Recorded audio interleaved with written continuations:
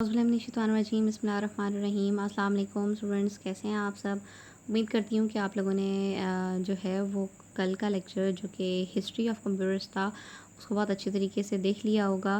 और जो आपकी हिस्ट्री थी वो आपकी जो है बेसिकली ये बताने के लिए की गई थी कि कंप्यूटर्स जो है वो बाद में डेवलप होते, स्टार्ट में वो क्या था, वो आपके पास एक कंप्यूटिंग मशीन्स थी। ठीक है, उसी तरह से अब हम आज का लेक्चर जो है वो स्टार्ट करते हैं और आज जो है वो हम लोग इंशाल्लाह कवर करेंगे जनरेशन्स ऑफ कंप्यूटर।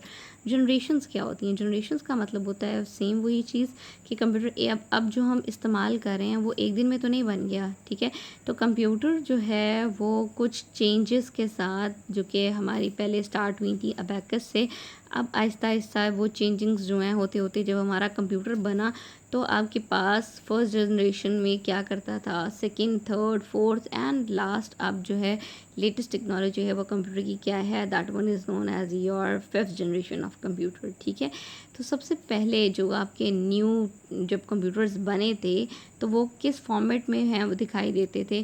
कंप्यूटर जो हैं वो बहुत बड़े बड़े होते थे, इतने बड़े होते थे कि हम ये कह सकते हैं कि ये एक पूरे रूम जितना जो है वो एरिया कवर करते होते थे। और सेम एज़ मशीन्स जब वर्क करती हैं तो ऑटोमेटिकली गर्म हो जाती हैं, तो इनको ठंडा रखने के लिए एयर कंडीशंस की जो है वो ज़रूरत होती थी ताकि वो जल्दी गर्म ना हो, क्योंकि जितना जल्दी वो गर्म हो जाती थी तो उतना जल्दी जो है वो ख़राब हो जाती थी। तो सेम एज़ कि अब उस चीज़ से निपटने के लिए जो है वो अगर हम यहाँ पर देखें तो हम पहले बता रहे हैं कि कंप्यूटर फर्स्ट जनरेशन कंप्यूटर्स जो हैं वो वैक्यूम ट्यूब इस्तेमाल करते थे। जैसे कि आप यहाँ पर देख सकते हैं अपनी बुक में कि that one is your vacuum tube. ये बहुत बड़ी बड़ी ट्यूब्स होती थी और ये सर्किट्स के तौर पर जो है वो ट्यूब्स इस्तेमाल की जाती थी। तो मिलियंस ऑफ ट्यूब्स जो हैं वो आपकी एक कंप्यूटिंग मशीन के अंदर इस्तेमाल होती थी, तो इस वजह से ये एक्सपेंसिव भी हो जाती थी। तो फर्स्ट जनरेशन कंप्यूटर्स जो हैं वो लार्ज ऑर्गेनाइजेशंस में इस्तेमाल किए जाते थे, हर कोई जो है वो इसको यूज़ नहीं कर सकता था। ठीक है, even that was not portable. Portable का मतलब होता है कि हम उसको एक जगह से दूसरी जगह नहीं लेके जा सकते। ये एक रूम के अंदर है तो ज़ाहिर बात है आप पूरा का पूरा रूम तो शिफ्ट नहीं कर सकते या कहीं एक और तो नहीं वैसा बना सकते। ठीक है, तो फर्स्ट जनरेशन ऑफ कंप्यूटर्स जो है वो क्या है, that were use by the vacuum tubes. ठीक है, और वैक्यूम ट्यूब्स जो हैं वो जिस तरह मैंने भी आपको बताया कि हीट जनरेट करते थे और ये हीटिंग की वजह से उसको ठंडा रखने के लिए हम कूलिंग जो है वो इस्तेमाल करते थे बाय द एयर कंडीशंस। ठीक है, वैक्यूम ट्यूब्स जो हैं गर्म होने की, अगर ये गर्म हो जाते थे तो वो जल जाती थी, दे विल बर्न आउट। ठीक है, and it will difficult to repair and maintain, उसको जो है वो रिपेयर करना मेंटेन करना बहुत ज़्यादा मुश्किल हो जाता था। आपके पेपर में अगर क्वेश्चन जो है वो वैक्यूम ट्यूब से रिलेटेड आएगा तो आप इसके बारे में जो है वो लिख सकते हैं कि vacuum tubes were use in first generation of computers, they were very heavy, they got heat, they were got heat easily, and to cool them now we use the air conditioners in the vacuum tubes, and if they got heated up, अगर ये गर्म हो जाएंगी, if they got heat up they were burnt out and it will very difficult to maintain such kind of maintenance in the computer. तो first generation of computers जो हैं वो आपके पास वैक्यूम ट्यूब के साथ यूज़ हो रहे हैं। आपने ये देखना है कि आप जब डिफरेंस लिखना चाहेंगे जनरेशन्स का, आगे जाके मैं आपको जैसे बताऊंगी कि आप लिखना चाहेंगे ना, तो आप सबसे पहले ध्यान रखिएगा इसके साइज़ के ऊपर, इसकी क्वालिटी के ऊपर। ठीक है, इसकी जो है वो हीटिंग पार के ऊपर। ठीक, उसकी स्पेस जो है साइज़ के साथ जो है वो उसकी स्पेस भी आ सकती है। ठीक है, उसकी स्पीड आ सकती है। ठीक, ये पॉइंट्स मेंटेन आपने रखने हैं। ठीक है, इनके साथ साथ आपके पास इनपुट डिवाइसेस और आउटपुट डिवाइसेस जो हैं वो कौन सी हैं। ठीक है, जो कि हम इनमें यूज़ कर रहे हैं। मेनली तो ये कि हम वैक्यूम ट्यूब्स इस्तेमाल कर रहे हैं, ये तो हम हर एक में जो चेंजिंग्स आ रही हैं वो बताएंगे कि कौन सी डिवाइस जो है वो मेन हम इसमें इस्तेमाल कर रहे हैं। इसमें हम वैक्यूम ट्यूब्स इस्तेमाल कर रहे थे। ठीक है, और फिर उसके बाद जैसे मैंने आपको बताया कि इनकी स्पीड क्या है, they were very slow and having the small, even speed के साथ आप इसकी मेमोरी भी बताएंगे, that was very low in the memory. ठीक है, they were huge in size, आपके पास साइज़ आ गया कि ये एक रूम जितना जो है वो स्पेस ऑक्यूपाई करती थी। ठीक है, इसके बाद आपके पास है कि फर्स्ट जनरेशन ऑफ कंप्यूटर्स जो हैं they were even expensive and unreliable, कि इसको यूज़ करना बहुत ज़्यादा आसान नहीं था, हीट अप हो जाएंगे, जल जाएंगे, तो उसको मेंटेन करना अच्छा खासा एक्सपेंसिव हो सकता था, तो इसलिए दैट इज़ अनरिलायबल, कि आप उसके ऊपर रिलाई नहीं कर सकते, ठीक है। And it will consume lot of power and energy, और वो जल्दी हीट अप हो जाएंगी, ठीक है। आपके पास इनपुट डिवाइसेस और आउटपुट डिवाइसेस, जिस तरह मैंने कहा, तो इनपुट डिवाइसेस के लिए हम पंच कार्ड्स इस्तेमाल करें, और आउटपुट डिवाइसेस के लिए जब हमें प्रिंट आउट लेना है या प्रिंट करवाना है, क्योंकि आपके पास मॉनिटर स्क्रीन्स नहीं होती थी, सिर्फ हमने अगर प्रिंट लेना है तो हम टाइप राइटर के ऊपर जो है वो print output as output device इस्तेमाल करते थे। लैंग्वेज बिल्कुल लिख सकते हैं कि ये जो है वो मशीन लैंग्वेज में काम करता था। मशीन लैंग्वेज क्या है? जो कंप्यूटर की अपनी लैंग्वेज है।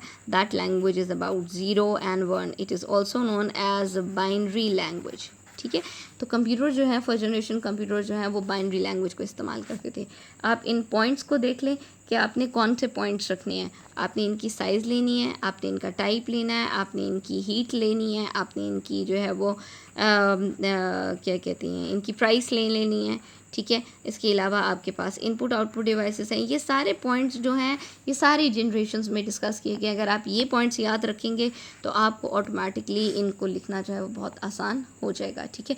सेम एज़ आप जब आपको अगर डिफरेंस आ रहा है तो उसमें भी, और सिंपल अगर पैराग्राफ में आता है तो भी कम से कम आपको 2 से 3 जो है वो एग्जांपल्स आनी चाहिए, ठीक है। इसमें आपके पास एग्जांपल्स में क्या है कि मिनी और मेन फ्रेम कंप्यूटर्स जो हैं वो इसमें यूज़ होते थे, ठीक है, जो कि एनाक वर्ड है, ठीक है, ENIAC, electronic numeric integrator and computer, ठीक है। एंड यूनिविक है, और एडिसा है, ठीक है, एडिस या मार्क 1 कह सकते हैं। तो जो भी आपको याद होता है तो एटलीस्ट 3 जो है वो आप नाम इसमें इस्तेमाल करेंगे, ठीक है। Second generation of computer, second generation जैसे हमने फर्स्ट जनरेशन में देखा वैक्यूम ट्यूब्स इस्तेमाल हो गए थे, सेकेंड जनरेशन में जो है वो हम यूज़ कर रहे हैं ट्रांजिस्टर्स, ठीक है। तो वो ट्रांजिस्टर्स जो हैं उन्होंने वैक्यूम ट्यूब्स को रिप्लेस कर दिया था इन द सेकेंड जनरेशन, और एक वैक्यूम ट्यूब जो है वो एटलीस्ट 40 एक ट्रांजिस्टर जो है 40 वैक्यूम ट्यूब्स को रिप्लेस करा था, और they were very small in size, ये इतनी बड़ी नहीं थी। तो इसकी वजह से क्या हुआ, कंप्यूटर का साइज़ जो है वो थोड़ा सा छोटा हो गया। जब एक ट्रांजिस्टर जो है वो आपके 40 वैक्यूम ट्यूब्स को रिप्लेस कर रहा है, तो आपके पास ऑटोमेटिकली शेप जो है वो रिड्यूस हो जाएगी, ठीक है। ट्रांजिस्टर्स क्या करते हैं, अगर आपसे सिंपल डेफिनेशन पूछी जाएगी तो आप बताएंगे they were fast, reliable, small in size, cheaper, and they will replace the vacuum tubes. समझ आ गई, ठीक है। तो ये आपके पास मेन पॉइंट्स हैं जो कि आप ट्रांजिस्टर्स के बारे में लिख सकते हैं, ठीक है। अब यहाँ पर जब आपने लिखना है पॉइंट्स में तो देखें वही कि transistors have replace the vacuum tubes, ठीक है। साइज़ जो आपका सेकंड पॉइंट आप देखें, साइज़ जो है वो रिड्यूस हो गया, स्पीड और मेमोरी इसकी इंक्रीज़ होगी, ठीक है। दे वर, जैसे ये रिलायबल नहीं है, आपने यहाँ पर देखा they were not reliable and expensive, आपने उसको ऑल्टरनेट में लिखा कि ये they are reliable and even cheap, ठीक है। इसके बाद आपने उसमें देखा था इनपुट डिवाइसेस में हम पंच कार्ड इस्तेमाल करते, इसमें भी हम जो है वो पंच कार्ड इस्तेमाल कर रहे हैं। मैग्नेटिक टेप्स इस्तेमाल हो रही हैं, मैग्नेटिक डिस्क जो है वो इस्तेमाल हो रही हैं। मैग्नेटिक डिस्क यानी कि हम फ्लॉपी डिस्क जो है वो इस्तेमाल कर रहे थे, ठीक है। एंड इवन द प्रिंटर्स, उसमें हमने मशीन लैंग्वेज लिखी। अगर आपको डिफरेंस आएगा ना तो आप इसको इसी तरह से इन्हीं पॉइंट्स को डिफरेंस बनाकर भी जो है वो लिख सकते हैं, ठीक है। असेंबली लैंग्वेज है आपके पास, ठीक है। एंड मशीन लैंग्वेज जो है उससे बेहतर है, क्योंकि मशीन लैंग्वेज में तो सिर्फ और सिर्फ हम 0 1 के साथ बाइनरी के साथ डील कर रहे हैं। जो आपकी असेंबली लैंग्वेज है वो आपकी कोडेड लैंग्वेज है, ठीक है। तो कोड्स की फॉर्म में, इंग्लिश अल्फ़ाबेट्स की फॉर्म में है, तो आपको कम से कम ये रीडेबल फॉर्मेट में मौजूद है। इनकी हाई लेवल लैंग्वेज जो थी वो फोर्ट्रॉन और कोबाल्ट है, जो कि आपकी ह्यूमन रीडेबल फॉर्म्स में आ जाती हैं, ठीक है। असेंबली लैंग्वेज भी हम इस्तेमाल करते हैं और हाई लेवल लैंग्वेज की भी हम फोर्ट्रॉन और कोबाल्ट जो है वो हम इसमें इस्तेमाल करें। तो आप इन्हें पॉइंट्स में लिखें, सेम एज़ कम से कम 2-3 एग्जाम्पल्स आपकी इनकी होनी चाहिए ताकि आप अच्छे तरीके से याद कर सकें। थर्ड जनरेशन में अब आपकी फर्स्ट में वैक्यूम ट्यूब्स थे, सेकंड में आपने ट्रांजिस्टर्स देखा, थर्ड में आपके पास आईसी चिप्स आ गई हैं that were in the form of chip, ठीक है। तो आपकी IC stands for integrated circuits. अभी भी इंटीग्रेटेड सर्किट्स जो हैं वो आपकी जिस तरह से रैम है, रोम में ये आईसी चिप्स जो हैं वो इस्तेमाल हो रही हैं, लेकिन हम जो है वो ज़ाहिर बात है रिप्लेस कर दिया है इन्होंने। तो हम जहाँ पर प्रोसेसिंग के लिए जो है वो आगे आप देखेंगे माइक्रो प्रोसेसर यूज़ कर रहे हैं, लेकिन कुछ मेमोरीज़ में हम इन चिप्स का भी इस्तेमाल कर रहे हैं, आईसी चिप्स का। ठीक है, अब आईसी चिप्स क्या हैं, अब इनकी डेफिनेशन आपको लिखने के लिए आती है तो आप बताएंगे दे वर सेमीकंडक्टर चिप्स। ठीक है, जो कि थर्ड जनरेशन में इस्तेमाल हो रही हैं। आईसी जो है वो लार्ज ट्रांजिस्टर को रिप्लेस कर रहा था एक छोटी सी चिप के अंदर, अगर आप देखें। ठीक है, तो ये छोटी चिप का जो है वो कर दिया रिप्लेस इन्होंने। They were having lot of power, इसमें इतनी ज़्यादा बिजली खर्च नहीं होती, इतनी ज़्यादा पावर खर्च नहीं होती, इतनी ज़्यादा कॉस्ट नहीं लगती है। ठीक है, और ये जो है वो कंप्यूटर टेक्नोलॉजी को आगे एडवांस लेकर जाने में बहुत हेल्पफुल थे। ठीक है, अब आप इनके पॉइंट्स लिखेंगे, उसी तरह से अगर आप डिफरेंस करके याद करेंगे ना तो आपको याद करना आसान हो जाएगा। फर्स्ट आपका पॉइंट वही कि इसमें हम यूज़ क्या कर रहे हैं, हम इसमें आईसी चिप यूज़ कर रहे हैं, इसकी स्पीड और मेमोरी जो है ऑटोमेटिकली इम्प्रूव हो गई है, इंक्रीज़ हो गई है, तो भी आप लिख सकते हैं।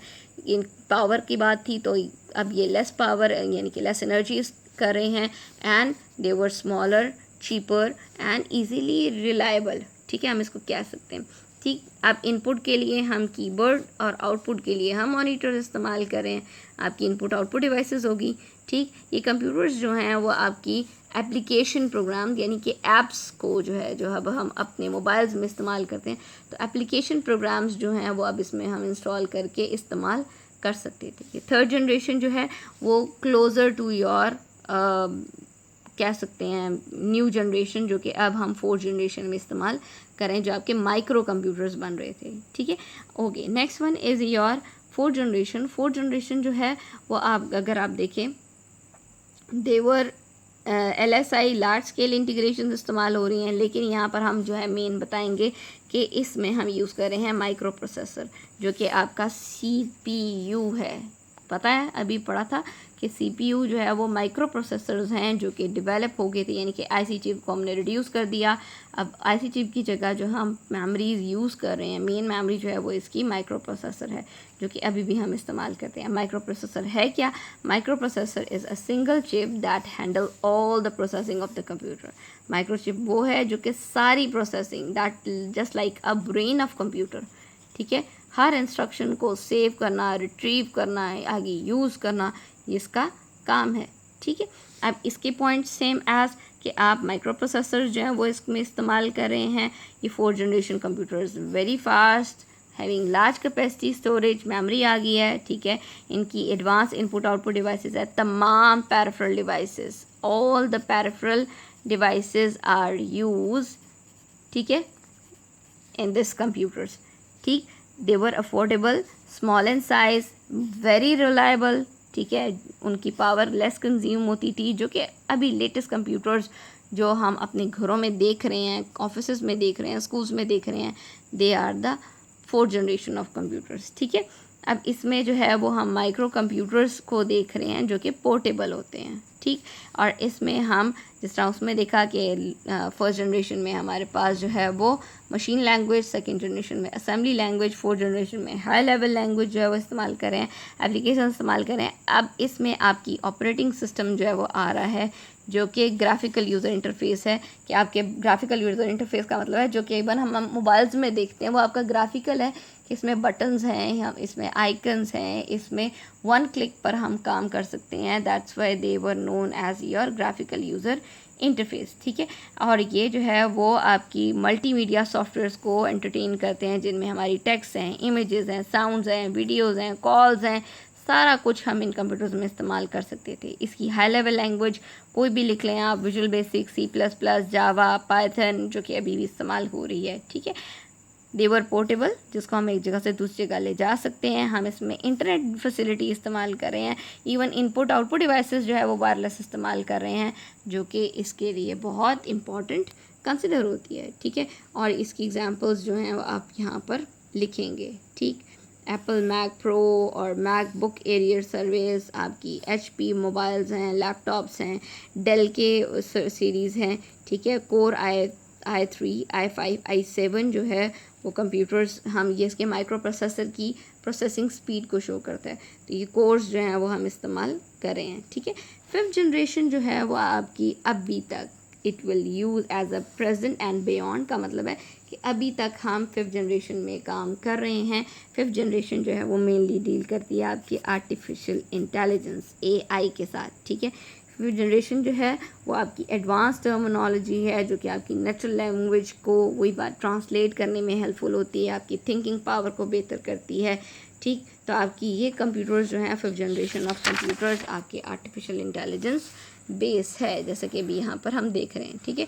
आर्टिफिशियल इंटेलिजेंस क्या है कि हम मिनिमम प्रोग्राम लिखें और आपको मैक्सिमम रिजल्ट जो है वो से जनरेट हो, ठीक। और दूसरा ये कि ह्यूमन लैंग्वेज को मशीन लैंग्वेज में कन्वर्ट करना, मशीन लैंग्वेज को ह्यूमन या आपस में दोनों लैंग्वेज को कन्वर्ट करना इसके लिए बहुत आसान है आर्टिफिशियल इंटेलिजेंस के लिए।